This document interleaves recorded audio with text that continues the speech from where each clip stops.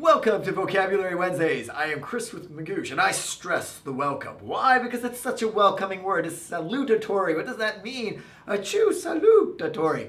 It actually means welcoming, like greeting and salutations. And it's an adjective form of that. So if this is your first Vocab Wednesday ever, that's awesome because it's such an apt word to describe that. But if you've been here forever, then maybe not so much. Interesting. The word valedictory is the exact opposite of that. And you can also have that little connotation of welcome versus bye-bye, in the sense that valedictory means the valedictorian speech where everyone is saying bye. But there are no salutatory speeches when you arrive at a school.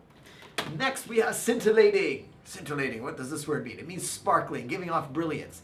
That is a literal definition. More figuratively, it refers to somebody who themselves is so filled with brilliance and insight and intelligence that when you speak with them, you would call them scintillating. So I imagine you went back in a time machine and you visited Albert Einstein and you had a conversation about the cosmos with him.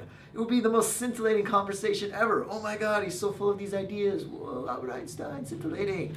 Next word, Skinflint. There's skin, I've got that. There's flint, that's a rock.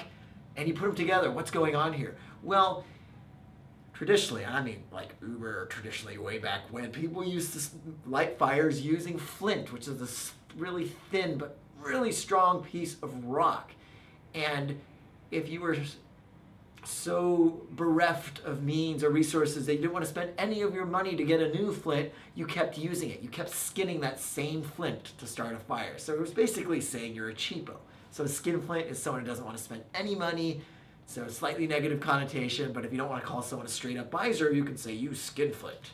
Finally, we have this very interesting word, which is Susrrate, which comes from the noun susurrus, which is onomatopoeic, meaning it describes, or it sounds like the very thing it's describing. In this case, a susurrus is a rustle, or the flow of a stream that kind of makes that swishing sound, or the wind going by lightly in the evening. That is meaning of the word Susrrate. Very poetic word, not likely to be the right answer on a GRE question, but might be one of the wrong answers. And hopefully those words all show up, and I will see you next time.